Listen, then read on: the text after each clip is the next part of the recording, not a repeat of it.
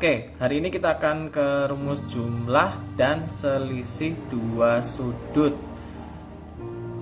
Tapi sebelum kita menuju ke materi ini, maka saya akan mencoba mengulang kembali materi kalian waktu di kelas 10 ya, tentang luas segitiga.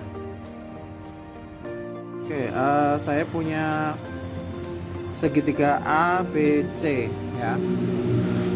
Maka waktu kalian dulu SD mungkin ya, untuk luas segitiganya itu rumus umumnya kan ini ya, setengah alas kali tinggi, atau kalau begitu alasnya ini berarti AB, tingginya CD gitu ya. Nah, sewaktu kalian mendapatkan materi tentang aturan sinus dan kosinus, maka jika sudut atau segitiga ABC ini, sisi BC nya ini ya, saya kasih A kecil gitu kan ya, di depan sudut B ini saya kasih B kecil, kemudian AB ini A kecil gitu. Nah, berdasarkan rumus luas segitiga yang dulu ada di aturan sinus dan kosinus ya, maka setengah jikalau alasnya itu B dan C, maka sini adalah sin A, kan begitu. Nah, atau ini jika A sama C, maka ini jadinya sin B gitu. Atau kalau A kali B, maka jadinya sin C begitu. Intinya adalah apabila satu sudut diapi dua sisi, maka rumus luas segitiganya bisa kita tentukan. Jadi misalkan yang A ini ya, yang pertama ya, B ya, setengah B, panjang B ini sama C, maka nanti pasti pakainya sin A gitu. Dan seterusnya. Masih ingat ya untuk rumus ini ya? Ya, semoga kalian masih ingat.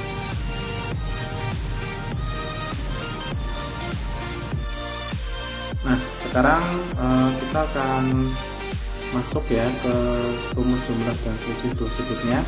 Untuk yang pertama kita akan menemukan atau mencari rumus sinus untuk jumlah dua sudut. Saya mempunyai segitiga A, B, C ya. Kemudian untuk sisi BC nya saya kasih nama A kecil, untuk sisi AC saya kasih nama B kecil. Nah, kemudian kalau rumus luas segitiga ABC nya berarti kan, kalau menurut yang tadi berarti setengah A dikalikan B sinus C gitu kan ya, karena satu sudut diapi dua sisi, sinus C. Nah, kemudian untuk sudut C ini saya tarik garis lurus ya, saya tarik garis tinggi namanya. Nah, ini saya kasih nama D. Kemudian untuk sudut ACD ini saya kasih nama alfa. Kemudian BCD nya yang ini saya kasih nama beta. Nah, berarti dengan demikian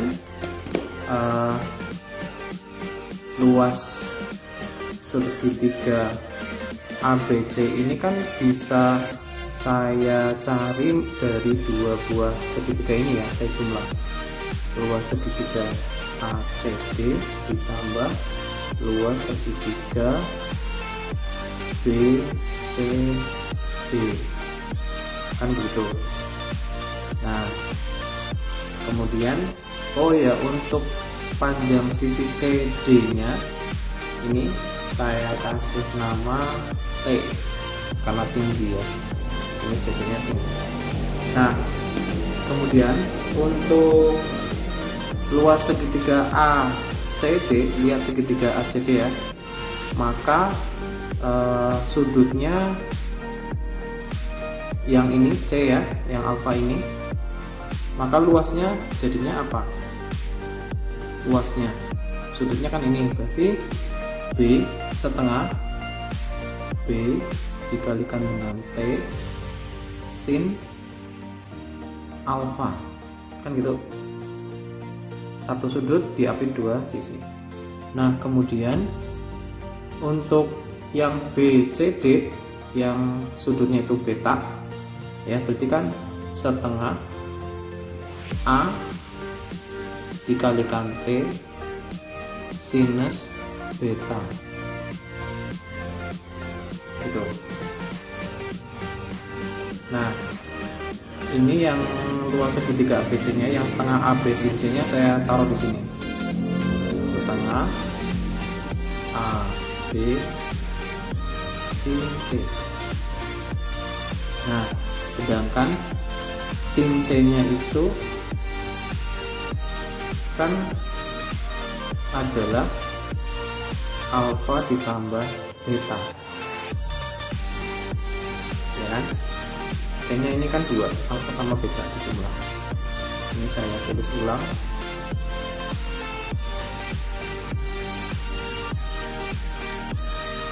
Nah ini ternyata ada yang sama ya, setengahnya ini bisa kita coret atau kita bagi. Nah kemudian kalau seperti itu, sinus alfa plus beta itu kan B kali T sinus alfa ditambah A dikalikan T sinus beta, ini dibagi dengan AB. Nah gitu. Nah ini kita bisa bagi dua-duanya, berarti B kali T sin alfa dibagi AB ditambah A dikalikan T sin B per AB. Nah begitu. Kemudian ini kan sama, ini juga sama. Nah, sisanya T per A sin alfa T per B sin beta. Nah kita lihat gambarnya, T per A nih, T per A itu sama dengan apa ini? Kalau ini adalah sudut betanya ya, berarti kan masih ingat yang dulu pertemuan pertama atau kedua ya, sin demi kosamitan bisa gitu ya. Ini kan sudut beta, berarti depannya kan ini, berarti kan ini sisi sampingnya miringnya A ya kan, berarti kalau begitu ini jadinya apa? Cos ya, cos beta sin alfa plus T per B. Sekarang T per B ini sin de, depannya ini mi, kosami. Oh berarti ini adalah kosinus alfa sin beta. Nah kita dapat rumus, jadinya sin alfa plus beta itu sama dengan biar gampang, ini sinnya yang di depan, sin alfa kali cos beta ditambah cos alfa dikali sin beta. Nah kita dapat rumus satu rumus ini harus kalian hafalkan dan balik-balik begitu. Baiklah, sekarang kita menuju ke bagian yang kedua atau B, yaitu kita akan mencari rumus sinus untuk selisih dua sudut ya.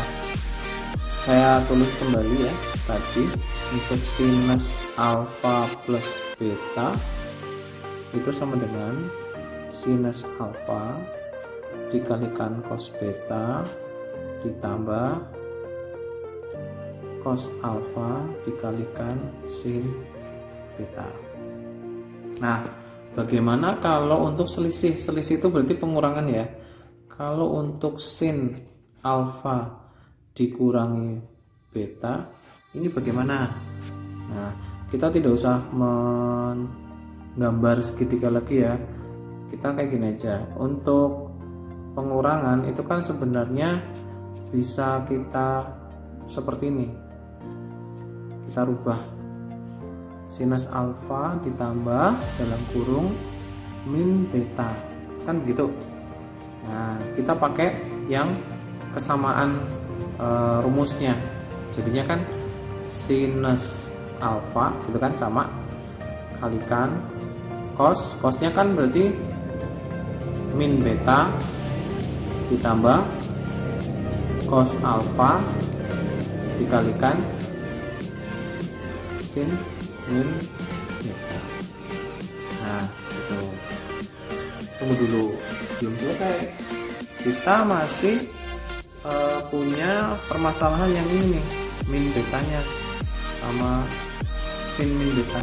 Nah, dulu waktu kelas 10 juga kalian masih ingat nggak dengan kalau rumus negatif?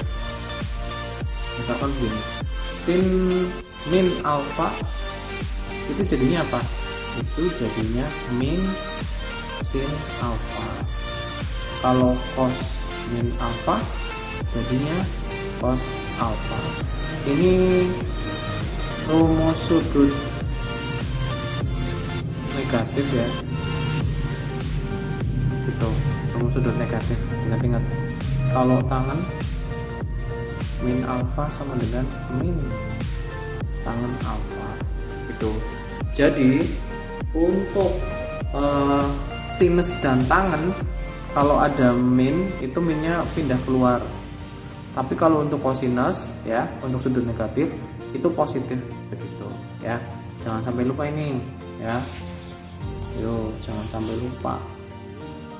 Nah, berdasarkan yang tadi, maka kita peroleh ini kalau min cos min beta berarti positif kan ya. Sin alfa cos beta. Nah, ini berarti kan ada minnya ya. Nah, berarti minnya saya taruh di sini jadinya cos alfa dikalikan sin beta. Nah, kita sudah punya rumus yang kedua.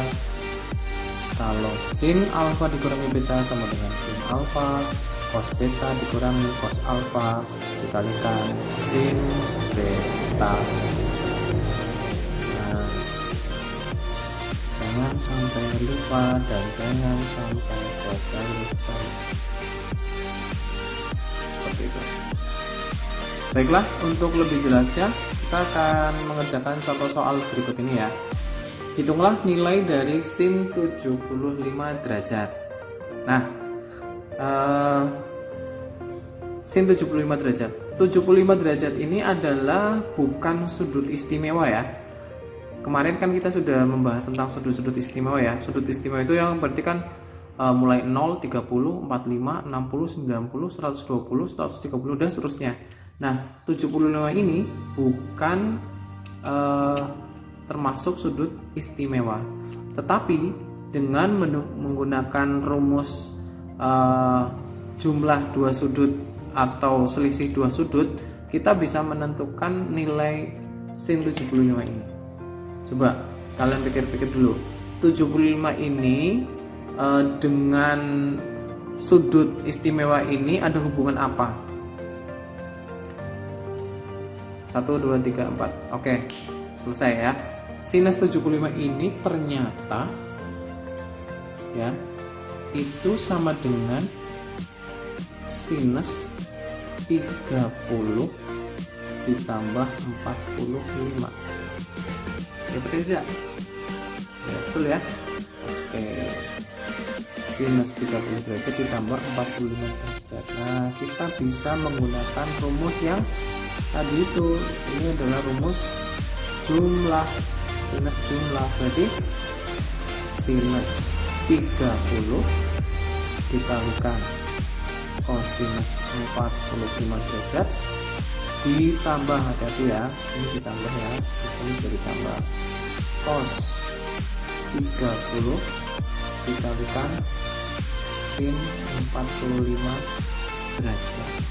Nah, begitu. Kalau sudah, tinggal kita cari nilainya. Masih ingat kan? Sin 30 itu berapa? Sin 30 itu adalah setengah cos 45. Yuk, setengah akar 2. Yang cepat. Cos 30 itu adalah setengah akar 3. Sin 45 setengah akar 2. Nah, begitu. Yo, masih ingat nggak aljabar dulu waktu SMP?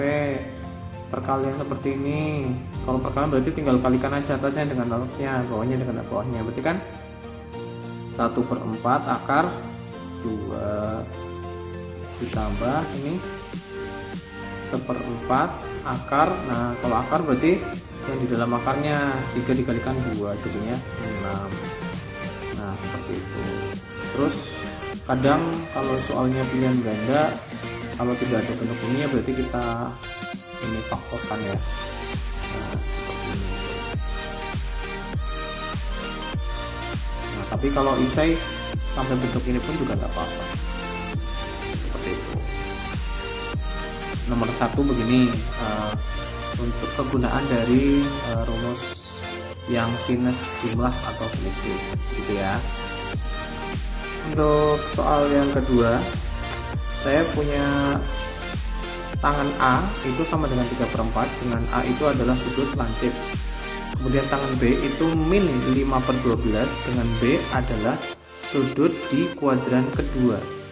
Ya, maka hitunglah nilai sinus A ditambah B. Yang kedua adalah sinus A dikurangi B. Nah, bagaimana kalau ada soal kayak gini?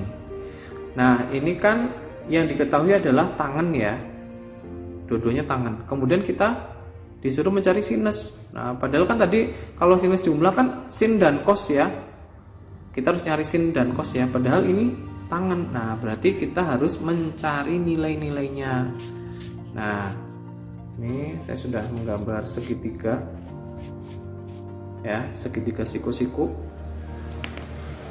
ini seperti ini. Untuk ini adalah sudut A, tangan A nya itu nilainya 3/4 dengan A di sudut lancip.